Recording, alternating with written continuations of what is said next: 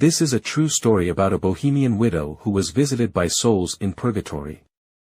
Few examples of the doubtless many, discreet, inconspicuous apparitions of poor souls that do not get wider publicity, or remain virtually unknown, can be found in the memoirs of a modest German parish priest, Hermann Wagner.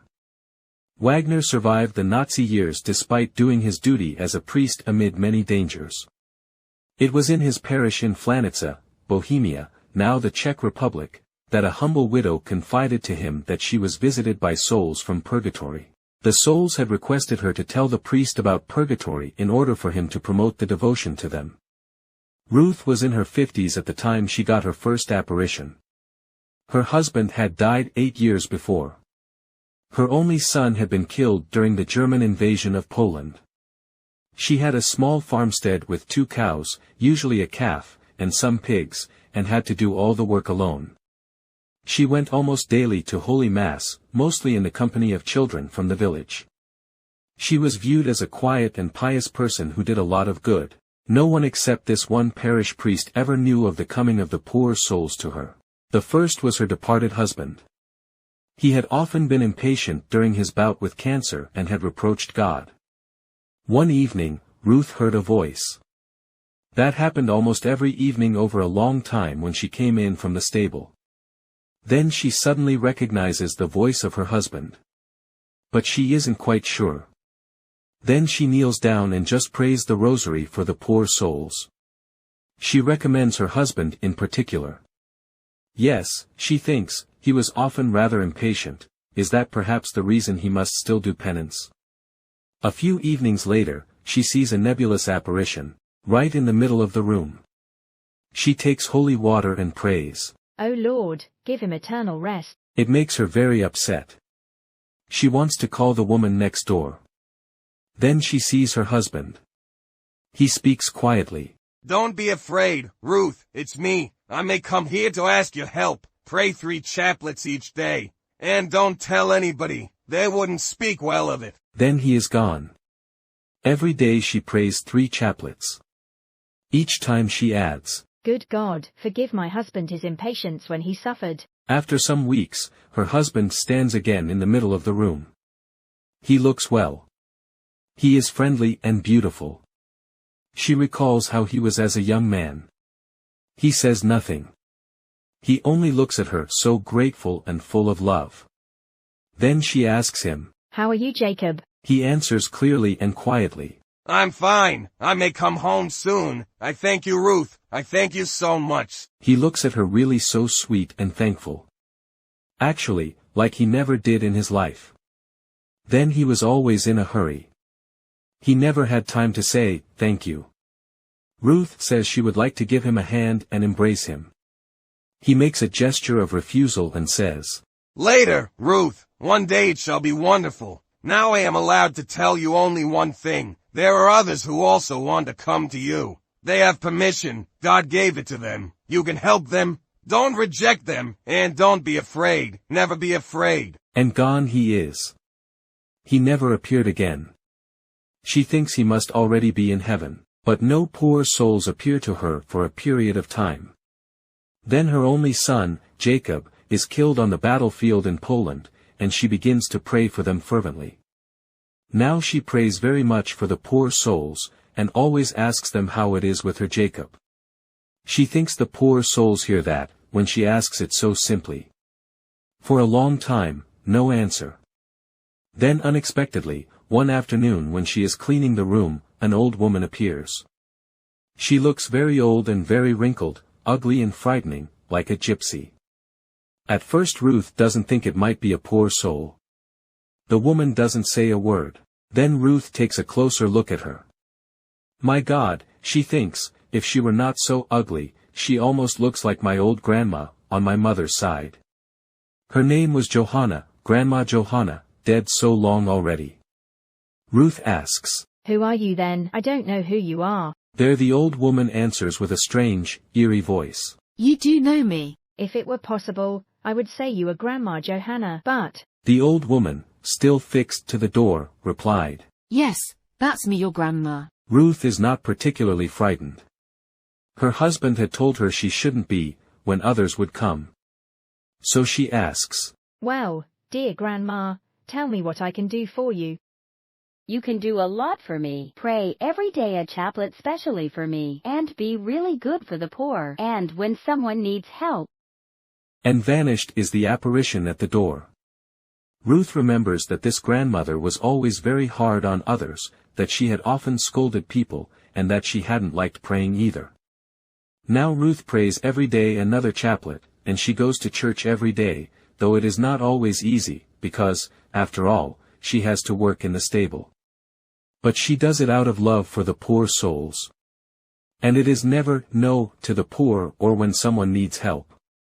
A few months later, Grandma Johanna appears again, this time not looking nearly as wrinkled or ugly. She even smiles. Ruth asks, Dear Grandma, how are you now? You look fine. Grandma nods smilingly. I thank you, sweet Ruth. You have helped me very much. At first my way up was so terribly long and so full of stones, that I almost despaired. Now it is not far anymore. I thank you, Ruth. Already turned around halfway to go away, she looks back once more to Ruth, smiling. You have always asked how it is with your son Jacob. You need not worry about him. This one is already altogether on high. He was lying a whole night in a shell crater, severely wounded. Then he called upon Jesus, if he might put his wounds in the wounds of Jesus. That way he died. His guardian angel was permitted to bring him up straight away. His death was a death of sacrifice, taking part of the sacrifice of Jesus. Dying is beautiful if you love Jesus. Ruth gets tears in her eyes at this good news. Grandma, thank you so much for telling me this. She wants to go to her grandmother, to shake hands with her gratefully. But Grandma keeps her at bay, lovingly. You need not worry about me anymore, but others will come. Don't be afraid. Gone is she, never to appear again. 8 days later, Ruth is feeding the pigs when she becomes suddenly aware of a man sitting at a table near her. He is not old, but his looks are hard and embittered. He looks like a dangerous criminal, Ruth thinks. But this time she knows at once that he is a poor soul. And immediately she asks, What do you want, then? Then comes croaking out, as from a suffocated throat. Help, help I need. How can I help you? Be good for people, also for the cattle. Be good, think good, speak good, do good. Be good and give me whatever good you do. He is gone. Ruth cannot remember ever seeing him in her life. He must be a complete stranger. He needs the sacrifice of being good, Ruth believes, probably because he has been hard in his life and gave no love. Meanwhile, other souls are coming too. They have their requests, all of them, still more prayers, still more sacrifices. When she thinks she cannot do more, she notices that the poor souls accommodate her. No more of them are allowed to come than she can cope with. She eats nothing but potatoes and sour milk. All the rest she gives away. She is very good also to the animals in the stable, and the effect is that the animals cling to her very much. She has a little calf of 3 months already, in perfect good health and attached to her. She considers keeping the calf and doing away with one of the older cows. Then she is visited by a far relative who admires the calf and expresses a need for it. Ruth thinks of the man with the hard face who appeared to her. She asks, Do you want it, the calf? He says that, at the moment, he cannot pay for it, but later, when things are going better. Ruth waves it aside. It will be all right, just take it with you. The relative is overjoyed. He cannot thank her enough. But the little calf is gone. Will he ever pay for it? Is not important, she thinks. It is a good work, like the poor soul had demanded. In the evening, just as Ruth rises after praying the rosary, there he sits again at the table. He is not hard and embittered anymore. Rather, he looks like a good-natured and benevolent man. Ruth asks him, Now, good man, are you satisfied with my goodness? He rises and bows. You helped me a lot with your good deed. All hard slugs have fallen from my heart. Now I can already happily look upward. Up there is only love. Now my way isn't hopeless anymore, I thank you. The seat where he was seated is empty. He never comes back. Some souls expressed in their mode of appearance the sins they had to do penance for, as well as the nature of the penance, not unlike the young friar who appeared to Padre Pio. A young mother, with a face weathered and rugged from crying, appeared while looking desperately for her 5 children. She had neglected their religious education and now had to suffer from the terrible feeling that they were lost for eternity by her fault. Ruth gave satisfaction to God in her place by taking extra pains to give religious instruction to the children of the village. Appearing again after 2 months, the relieved woman declared that she was allowed to see her children from afar. Curiously, they were still living on earth, and needed not be afraid of losing them anymore. This humble seer had received much insight in the ways of purgatory. Most poor souls are never allowed to make themselves known by appearing to someone, in particular not the poorest poor souls. Also Ruth affirmed that a certain category of poor souls do penance in such a terrible darkness and desolation that they believe they are lost forever. If such a soul were to appear, it would be unendurable. If a human being were to see their real condition, he would die. She also learned that many proud souls go to hell. If they are saved, their purgatory is enkindled by the humility and the love of Christ. Initially, the humility of Christ works in them as an ineffable blaze of fire that burns and burns until in the end all pride has melted away. Thus Ruth explains the fire of purgatory as Catherine of Genoa did. The living can help these proud souls by offering up humiliations for them.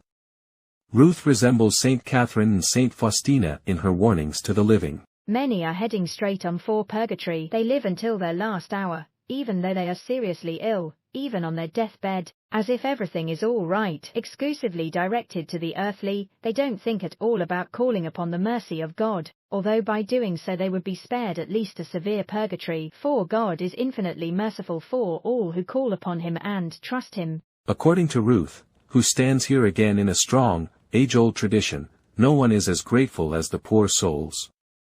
She emphasizes the involvement of the guardian angels in the fate of the holy soul, in general, and in rewarding its helper, in particular. Poor souls can help us even if they are still in purgatory. They may help us through their guardian angels. They are allowed to help us often so effectively that all of us can in fact notice it. We just should pay attention to it. As for herself, according to Father Wagner, she need not be afraid of anything since she helps the poor souls. The guardian angels of the poor souls take care of everything. Just one example, one day, she goes to church early in the morning, with a couple of kids. 2 little boys and a little girl are still too young for that and may stay at home, in the room. As it is cold, she gives a blanket to the little girl, to wrap herself in. She has poked up the stove. As it often happens with little children, the 2 boys climb on the table, go hanging on the kerosene lamp above it and pull the lamp down. The lamp breaks. The kerosene is spreading on the floor. The lamp was already out, but the girl had installed herself so close to the stove that her blanket got singed. The girl throws the red-hot blanket away, onto the floor. The kerosene flows to within a few centimeters from the red-hot blanket. That is how Ruth finds the children in the room when she comes home from the church. Immediately she throws the red-hot blanket out in the snow and straightens everything up. She knows that the holy angels of the poor souls have preserved the house from a fatal fire. She thanks them. Poor souls told Ruth that they are often present around their living family members and beloved without getting their help, sometimes for years. She transmits their complaints.